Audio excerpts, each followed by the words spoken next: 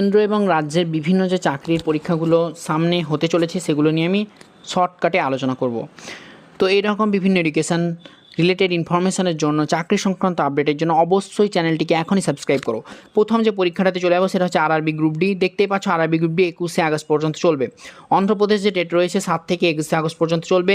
বিএইচএর যে পরীক্ষাটা সেটা রিসেন্টলি হয়ে গেছে। নেক্সট যে পরীক্ষাটা রয়েছে সেটা ইউপিএলটি যেটা পরীক্ষাটা রয়েছে মেন্সের পরীক্ষা, সেটা 16 আগস্ট সম্পন্ন হয়ে গেছে। সিটেট যেটা আমাদের রাজ্যের অনেক ছেলে মেয়েরা দেয় সেটা হচ্ছে 6 সেপ্টেম্বর হতে চলেছে। এর বিভিন্ন যে চাকরিগুলো রয়েছে সেগুলো নিয়ে আমরা আলোচনা করব। তো প্রথম যে চাকরিটা দেখতে পাচ্ছ আইবিপিএস পিও, সেটা হতে চলেছে 22-23 আগস্ট। এসবিআইএসও হতে চলেছে 23 আগস্ট। এনআইসিএল যেটা রয়েছে সেটা 27 আগস্ট হতে চলেছে। আইবিপিএস যে এসও সেটা 29 আগস্ট সংগঠিত হতে চলেছে। ইঞ্জিনিয়ারিংয়ের কিছু কিছু পরীক্ষা রয়েছে দেখতে পাচ্ছ। এই যে পরীক্ষাটা 22 আগস্ট হবে। বিএসএনএল এর পরীক্ষাটা হবে 23 আগস্ট। সিআইএলএমটি যেটা পরীক্ষাটা রয়েছে সেটা 24 আগস্ট সংগঠিত হবে। এমসে নার্সিংয়ের একটা পরীক্ষা রয়েছে সেটা 12 সেপ্টেম্বর সংগঠিত হতে চলেছে। এসএসসি যে সিলেকশন পোস্ট যার জন্য অনেক ছাত্রছাত্রীরা অপেক্ষা করে রয়েছে সেটা সংগঠিত হবে আগস্টের মধ্যে কমপ্লিট হবে।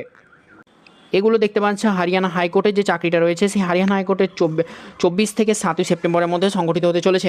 এরপরে এই যে একটা পরীক্ষা রয়েছে পাঞ্জাবের, সেটা 25 আগস্ট সংগঠিত হবে। যদিও পাঞ্জাবের পরীক্ষা ওয়েস্ট বেঙ্গলের ছেলেরা বেশিরভাগ দেয় না, তাও বলছি কারণ হচ্ছে সমস্ত চাকরি যেহেতু বলবো তাই তার জন্য আরও বেশ কিছু চাকরি রয়েছে, তার জন্য ওয়েট করো। আসাম ফরেস্ট রেঞ্জারের যে পরীক্ষাটা সেটা 30 আগস্ট থেকে 13 সেপ্টেম্বরের মধ্যে হতে চলেছে।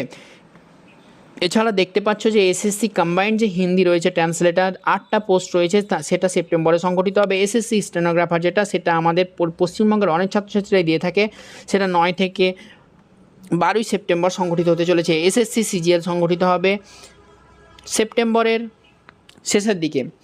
এই রকম বিভিন্ন এডুকেশনাল কন্টেন্ট এবং জব রিলেটেড ইনফরমেশনের জন্য আমার চ্যানেলটিকে অবশ্যই এখনই সাবস্ক্রাইব করো।